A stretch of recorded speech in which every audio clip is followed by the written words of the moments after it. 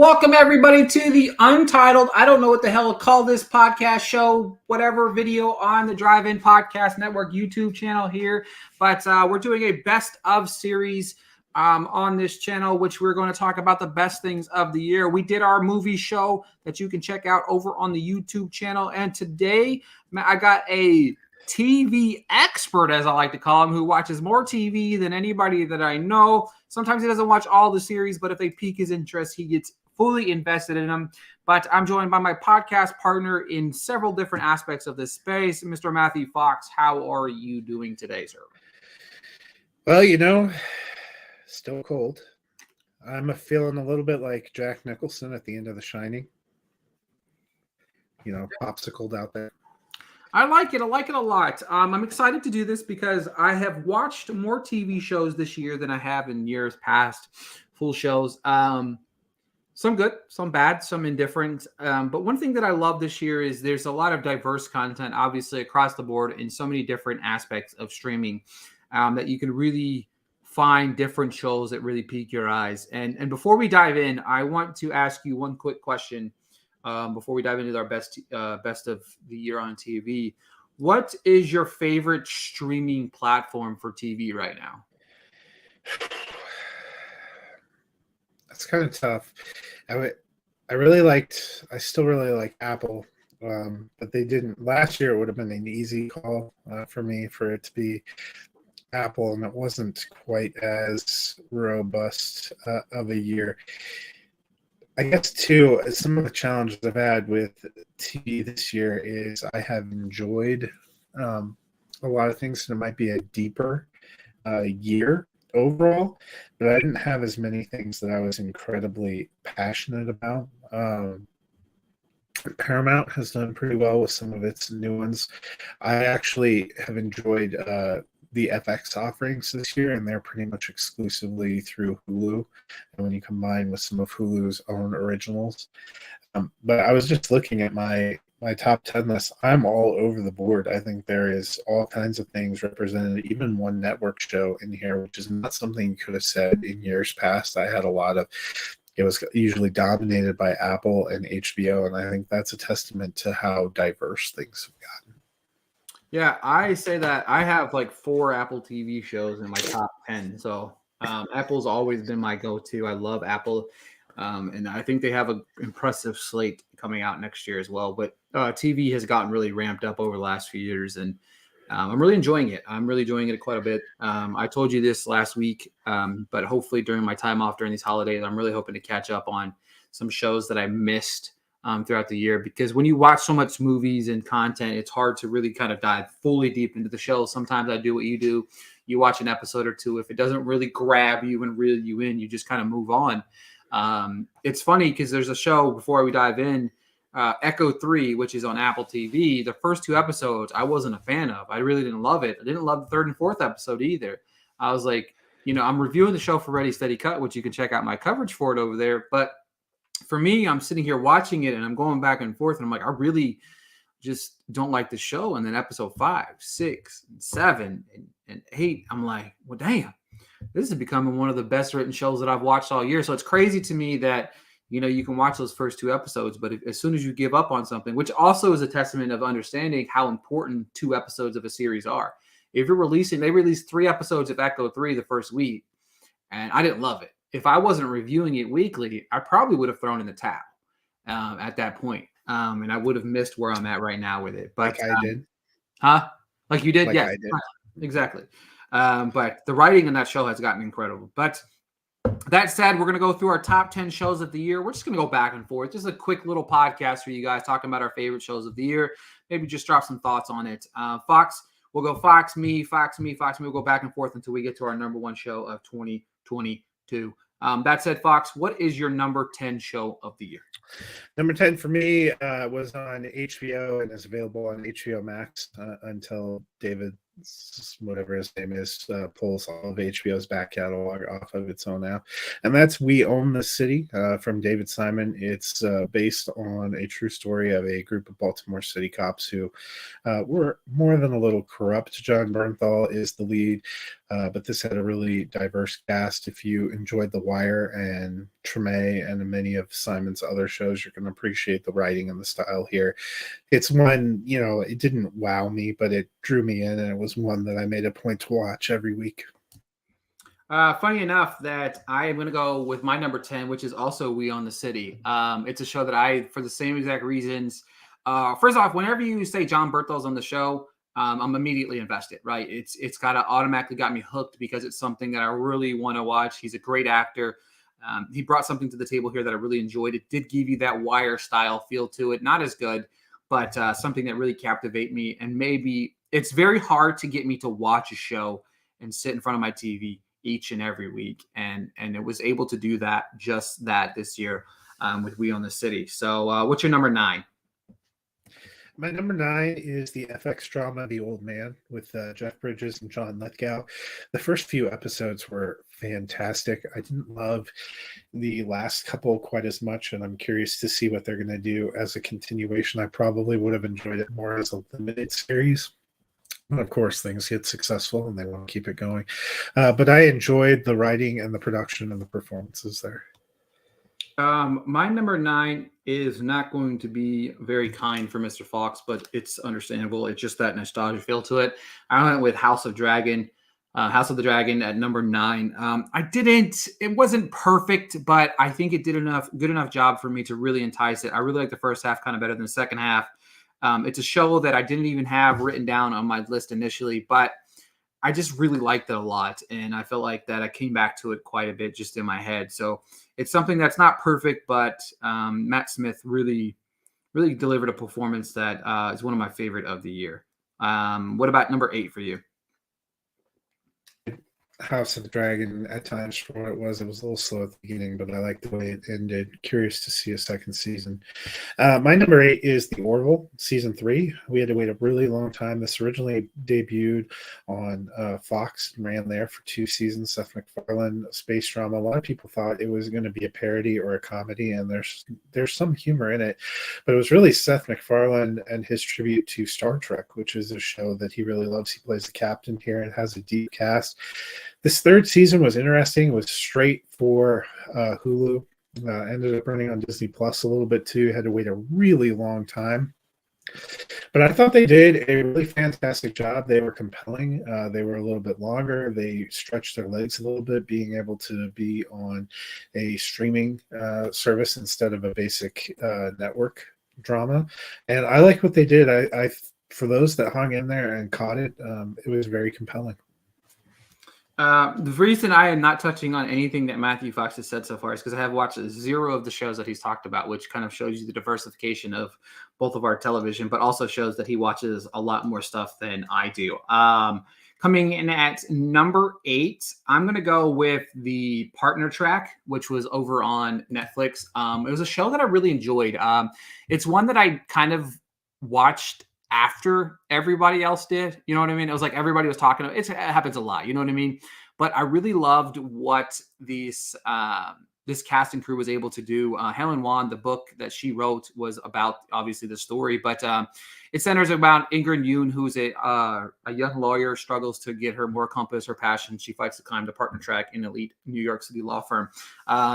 It's a series I'm really looking forward to season 2, just based on how the show ended. But it was one of the easiest binge shows that I watched this year. I loved it quite a bit.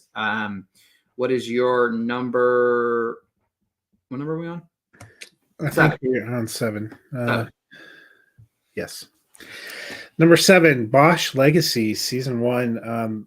Bosch was one of the original kind of big streaming series. It's so old in terms of being on Amazon Prime that it was part of the era when they used to put the pilots out and take feedback from mass audiences to decide what they were going to pick up for series. I remember watching the Bosch pilot as part of Amazon's pilot season, and I was excited when it got picked up. It comes from Eric Overmyer, who it's based on the Michael Connelly novels. He also did the Lincoln Lawyer series of books. Bosch is another set of his books. It ran for 7 seasons on Amazon, and then they sunset that original series, and Amazon has a free streaming series where you're compelled to watch ads called Freebie, but still runs through Amazon Prime. Thank you, Amazon. Thank you, Jeff Bezos. They put the Bosch spinoff, Bosch Legacy. They maintain the original character Bosch, but this one is about him and his daughter. He's a private detective now, and his daughter is a rookie LAPD officer.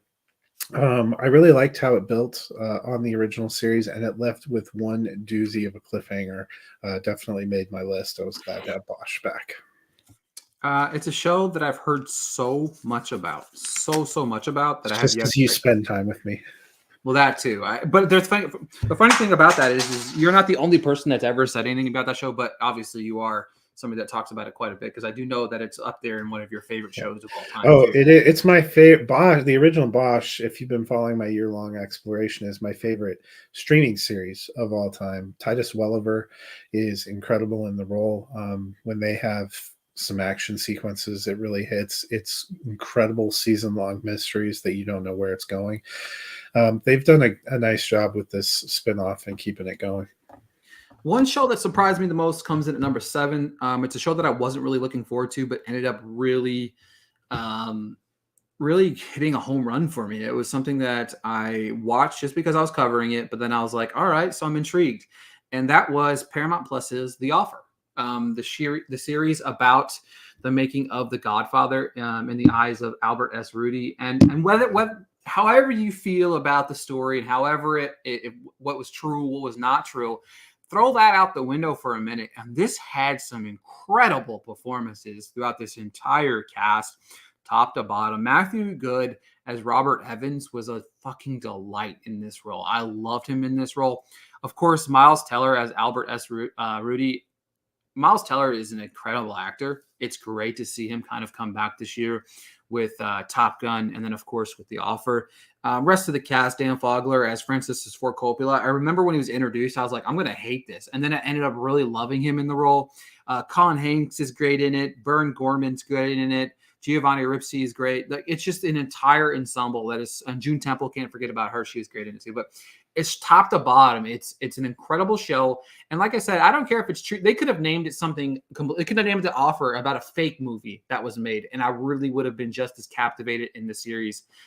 Great storytelling, great structure. Wouldn't hate that if they explored this for other movies. You know what I mean? Like it was something that was that good. So The Offer was that's my number 7 show of the year.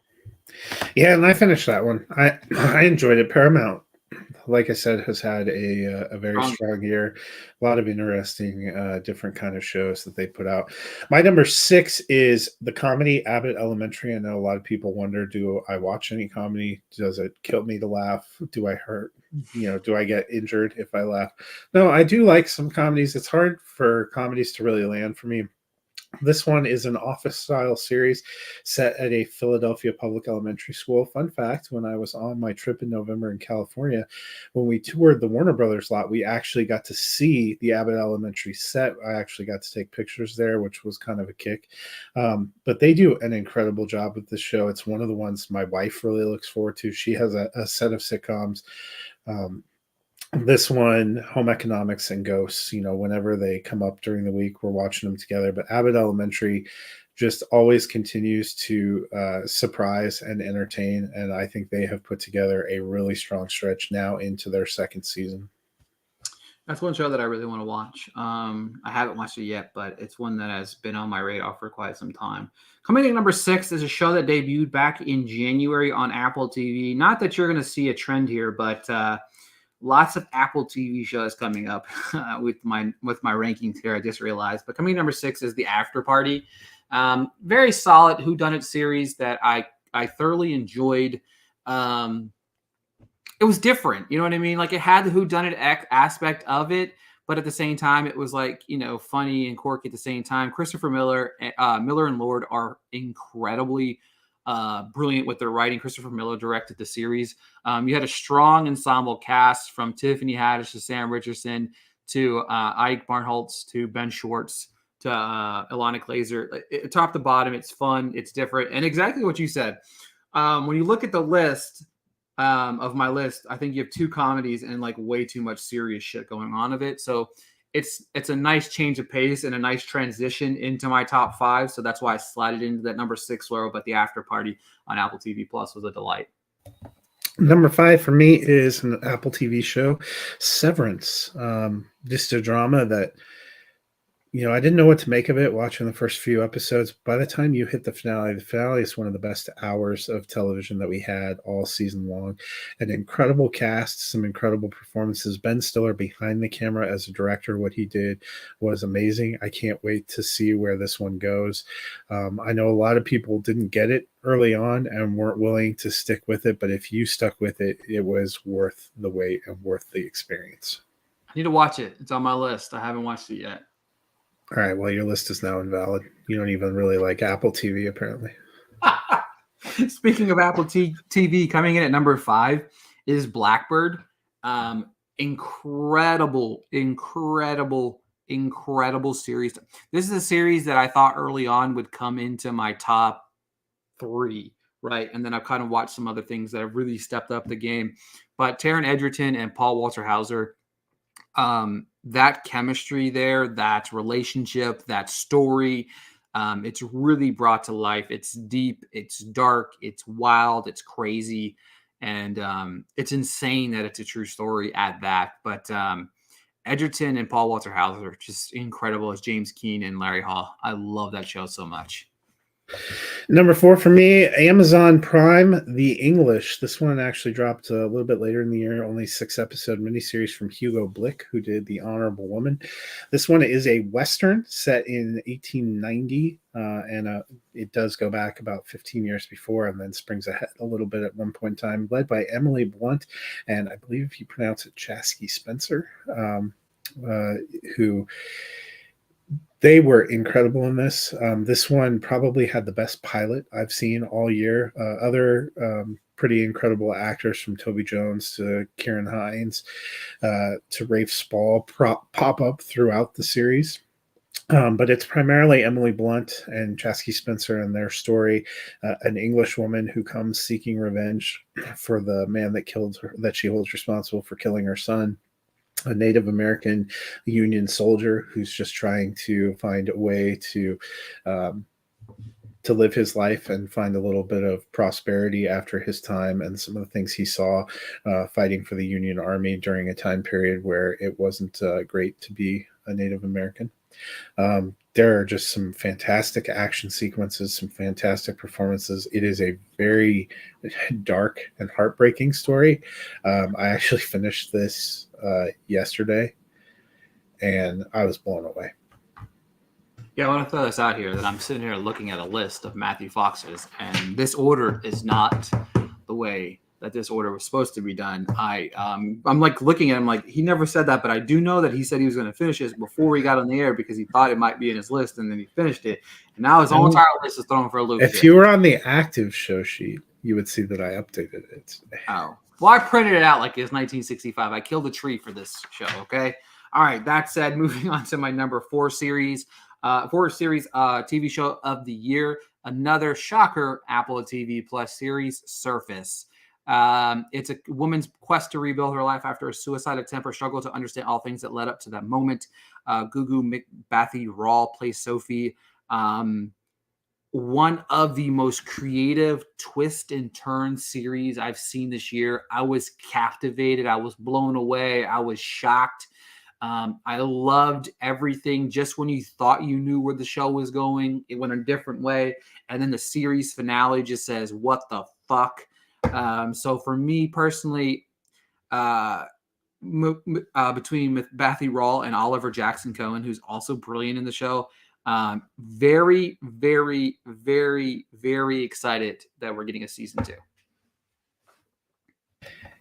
Yeah, I mean, you do bring up a good point. There are a lot of shows that I liked that I started, but I refuse to put anything on a list if I haven't finished a season or at least all available episodes, because you never know if something's gonna like go off the rails at the end and change your opinion, or really hammer it home and change your opinion. Number three for me, back to Paramount Plus. Their original back when they were CBS All Access. Their original hook was original series out of the Star Trek universe. They've had several of them now. This May we got Strange New Worlds, which is a return to the Star Trek Isn't it a Disney? Starship. No, Strange World, and do not confuse the two because you will be very disappointed. Strange New Worlds returns to the Starship Enterprise, but it's pre Captain Kirk, where Captain Christopher Pike is still in charge. Spock is on there. You get a young Uhura. You get a couple of people that have popped up out of the original Star Trek series. This is it's not only the best Star Trek series they've ever done, and I'm one who actually enjoys Discovery. I enjoy what they've done with Discovery.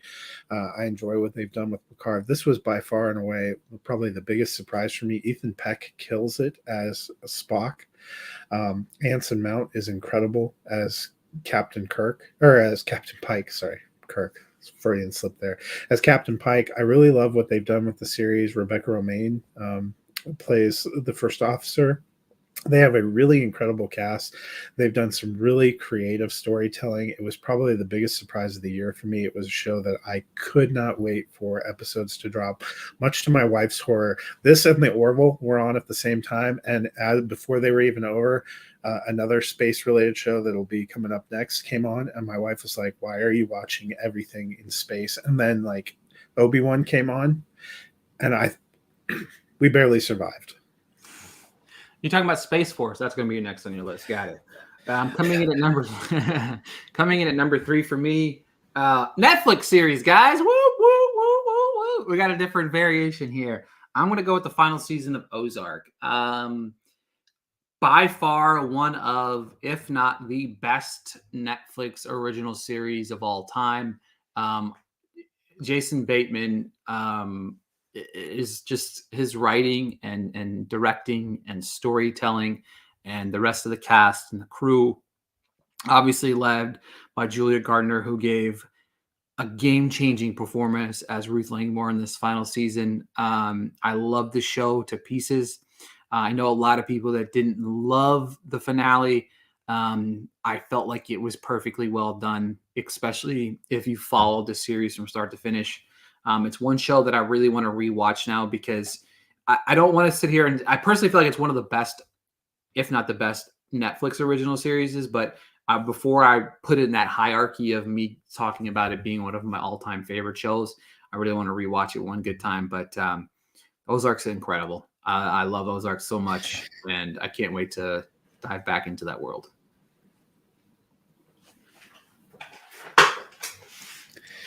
I feel like it's a show that either hits for you or it just doesn't. I watched some of the first season and just ended up giving up on it. It might be one now that it's over that I end up going back to finish. Number 2 for me is an Apple TV Plus show. I've long really loved it. I actually did recaps for the site if you were watching this year, and that's For All Mankind. Season 3, they took another huge time jump. There were some incredibly poignant and emotional storylines. I think it's probably Apple TV's best show that they've ever made and has been since the network launched. A lot was made of the morning show when they first launched, but For All Mankind was actually their best show and just remains so daringly creative, incredibly emotionally complex, has just a beautiful cast. I could not love the show more. Yeah, it's another one of those shows that I haven't watched. There's a few Apple TV shows that I have glaring holes on. This is one of them, but I'm also very much a person that if I miss like a first season or two or a series, and I know there's going to be multiple, I'm just going to wait till it ends, and then I'm going to come back and watch whenever it's over.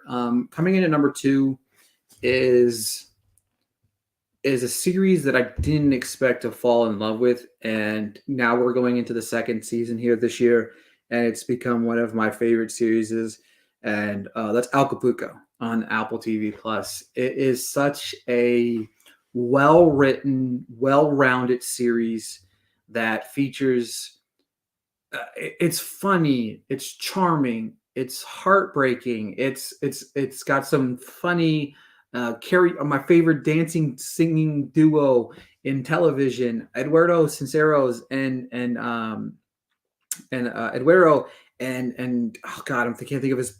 Oh, give me a second here. Jason, Eduardo and Jason, who created and wrote the show, um, they just create this beautiful world of characters that you fall in love with, and of course, it's led by this voice and personality of Eugenio Derbez, who plays Maximo. Uh, I just love it. I love this world. I love this space, the diversity. Enrique Arraza, I can't speak right now. Enrique Arrazan, he plays young Maximo in this. He's amazing. Like he gives this brilliant performance, and I don't know, just everybody from top to bottom in this cast. It's easily become, I feel like, one of the best shows of the year. If you have not watched this series, it's a mere 20 episodes through 2 seasons so far. Please watch it. Please support it. It needs it. I would love to see. I know these guys have some more stories to tell, especially after the cliffhanger of season 2. But Acapulco is an incredible series that I love so much. You know what's amazing is you and I have covered a lot of Apple TV Plus shows in this, and neither of us have hit the same ones, and that kind of shows you the depth and variety that they're doing as a streaming service. Same, I would say, with Paramount. I've hit a couple of Paramount shows as of you, and different ones, and I think that kind of shows you there was a lot of depth and creativity going on this year. My number one, another FX show, and that's The Bear. Probably incredibly surprising. I guess it gets classified as a comedy, although it's not a comedy in the way you would think of a comedy. Jeremy Allen White is incredible leading this. He's a young chef who basically ends up taking over the restaurant that was left to him after his brother died. His brother is played in flashbacks by John Bernthal, who makes his second appearance up here in this top 10 countdown. I got COVID in June, in the middle of June, ironically, the week that this came out. And this dropped at the exact right time. I watched it the first day I tested positive. I watched the entire thing, all 8 episodes, devoured them. It gets classified as a comedy, probably in part because their episodes are around a half an hour. It has incredible depth, incredible emotion, incredible performances. This was easily the biggest surprise of the year for me, and just a series that I watched 6 months ago, and it's stuck with me ever since. So I was late to the party for The Bear.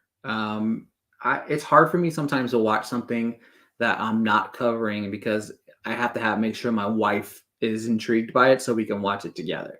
But so if she's not in, it's hard for me to get, like, it's Severance. We try to watch the first episode. She just didn't care. So I'm like, I'm gonna have to find time to watch this on my own. The Bear, it was easy to reel her in because obviously Jeremy Allen White played Lip Gallagher on Shameless for many, many, many of years, was incredible on that show. And once you get into this world, once you get into Carmi, whatever you want to call him, whenever you get into his little world, it's sure there's funny moments. You're right. It's more of a dark comedy in some aspects. It's truly breathtaking. It's my number one show as well. It's well written. It's got so much heart and it has so much to say at the same time. Like, I think that's one of the big things for me that I really love is when you're looking at art in so many different aspects. You have so many different shows on my list here. Like The Author, does the Author doesn't have anything to say? Not really. It's just a good show. Blackbird, it's just a really good show. It's got good acting. We Own the City got good acting. But Acapulco, when being number 2, it has something to say. The Bear has something to say outside of just being about your brief synopsis of a young chef from the fine dining world returns to Chicago to run his family sandwich shop. Like, it's so much more deeper than that small synopsis on IMDb. It's beautiful. It's well written. I'm so glad it's been received as well as it has because we're going to get a second season of it. I can't wait. I will be first in line. I will be emailing FX on speed dial to check out season 2 of it. I can't wait. You kind of get the sense they weren't really expecting anything because most FX shows drop weekly. Yep. This just unceremoniously got 8 All like episodes boom. dropped in the middle of the week in June. And that's the thing. I think the thing about that is I think for that, I know a lot of people want the weekly thing, and there's certain shows I want weekly versus watching them all at once. But that's the type of show. That's the type of show which I'm sure they'll probably go weekly whenever it comes back out. But that's Yeah. the type of reason why dropping all 8 episodes of something can be very beneficial for the show. Because when you dropped all 8, people binge watch all 8, and that's all everybody talked about. Like that's all everybody talked about for a while. Yeah, it just shortened the window. And this one fortunately had enough word of mouth. Like I'm pretty sure you ended up going back to it because I told you like I wouldn't talk to you anymore until you went and watched Yeah. it Oh because yeah. that Yeah. I think this single-handedly cured me from COVID. Yeah. This miracle show, but you it is interesting. I would say more if you looked at our top 10 and if you looked at a lot of people's top 10, more of them are the shows that are dropping weekly because it keeps them sustained in the news cycle, keeps people coming back. Apple will usually give you 2 or 3 to start and then starts pulling them weekly because they want to keep you attached. And you know what? It actually works pretty well because they'll drop a series of shows as they're going along, and all of a sudden you realize you're watching like 5 hours of Apple TV every week because it's 5 different shows that they all dropped, and they never leave you that void period. I actually think that model is helping them, and it's what is in part hurting Netflix. They drop a ton of content. They drop everything all at once. More often than not, they drop more than one series in a week, like the one you're talking about, Partner Track. I vaguely remember when that came out and I watched a couple of them, but it was like one of 3 Netflix shows in itself that dropped that week, not to mention everything else. And I think it hurts a little bit of having that weekly coming back, something to look forward to, making it appointment viewing and being able to keep it in the cultural conversation. Yeah, it's. I agree with you because looking at my show, there's a couple of all at once drops, and some of the stuff that I missed some stuff that I really liked on my show. I don't know how 5 Days at Memorial missed my top 10, but I'm already regretting that not being in my top 10. So, incredible show, probably one of my favorite shows of the year. Probably would be in my top 5. I don't know. What's weird about it is it's written down on my paper here. I just when I started writing them down, I don't know what's going on, but I agree with you. I obviously when you review stuff like I do, you get a lot of stuff in advance. So I get a lot more chunks of stuff ahead of time. But right now, like over the last couple of weeks, I've been doing Welcome to Chippendales. I've been doing Acapulco, and I've been doing Echo 3. And that's something that I look forward to each week, even having to review them as in depth as I have to. I've really kind of went back and I've really enjoyed watching it weekly. Um, yeah, as and even talked about Echo 3 as something that I've really kind of got myself into that I've really liked over the last couple weeks. A few other shows, real quick, that I want to talk about. Six Lives of College Girls. I really love that show. It's on HBO Max. The season just wrapped up. I love the brand new season of Emily in Paris. Don't judge me, don't care. And Riches. Riches, the show, it dropped on Amazon Prime. I really liked it. I think it's 6 episodes. 6 episodes. Crisp, easy watch, strong. Can't wait for season 2. So I went 20 deep, which I think you looked at my spreadsheet, which is part of how you saw. But my honorable mention shows just outside the top 10, Only Murders in the Building season 2, Selena Gomez, Steve Martin, Martin Short, their magic together. I still Never really seen it. love that. 911. It's a network show on Fox. It has no reason to be as good as it is. Incredibly emotional. Peter Krause, Angela Bassett lead that cast. They have an incredible cast. They have incredible storytelling. Stranger Things 4. I didn't love the 4th season as much as I had loved previous seasons, but there are some incredible episodes in there, some emotional high. Andor on Disney Plus. A lot of people said it's the best Star Wars show ever. I don't know if I agree with that, but the filmmaking and what Tony Gilroy did with that world and with the tone and what they were doing was pretty incredible. A show that HBO Max just unceremoniously dumped before its 2nd season is Minx. I loved Jake Johnson in that. It's set in the 70s at kind of an adult film magazine. That was another one that kind of caught me by surprise. You already mentioned The Offer. That made my short list. Marvelous Miss Maisel, season 4. It doesn't have, maybe the highs that some of the early seasons had, but the writing is still great, and Rachel Brosnahan is still incredible in that lead role. Obi-Wan Kenobi, it was great to see Ewan McGregor's return there. If you did not catch that on Disney TV Plus, it was great. One of the first shows that came out actually in 2022 is Station 11, which actually dropped a couple of episodes at the end of 2021, but predominantly came out in 2022. Incredibly creative, well written. It was about a pandemic, which I think is people were still not ready to talk about a show based on a pandemic that wipes out the population and impacts all of the world. Based on a novel, was really great. And then you hit 5 Days at Memorial. Incredibly emotional, almost devastating to watch at times. And that kind of just shows you I would think in a lot of other years, any of those 10 I could have seen making it in there, or even shows that I don't have, I actually liked Miss Marvel. One was a different kind of a take on the Marvel Cinematic Universe. I am actually one of the people, I enjoyed She-Hulk. I thought it was hilarious at times. That just shows you this year, I probably could have made a list of 25 shows and still left something off that makes me feel sad. Yeah, like I said, 5 Days of Memorial, that one hurts me because that's probably in my top 5. It's one of the best shows I've watched this year, easily, hand down. A few that I want to reckon that he might have touched on, but I'm going to touch on too is The Lincoln Lawyer. Surprised the shit out of me. Fantastic show, fantastically strong show. Suspicion, show that dropped on Apple TV Plus. I'm not sure a lot of people saw it, but I really liked it as well. Let's see here, Pachinko. I know you guys are like, oh, does this guy watch anything other than Apple TV? Yes, I promise I do. I promise I do. Bel Air. I thought Bel Air was really strong. It wasn't nothing that I like. It's not top 10 worthy, but it's just something that I watched that I enjoyed. Some of these shows that I enjoyed watching outside of that. But it's strong year for TV. I enjoyed Peacemaker. I think that came out this year. Yeah, I mean, you forget Peacemaker dropped in January. It was wildly creative. I wanted to break something the moment that HBO canceled season 2 of Minx, because hopefully it'll get to land somewhere, because I thought they did a really creative job with that. And we were just talking about the streaming versus dropping all at once.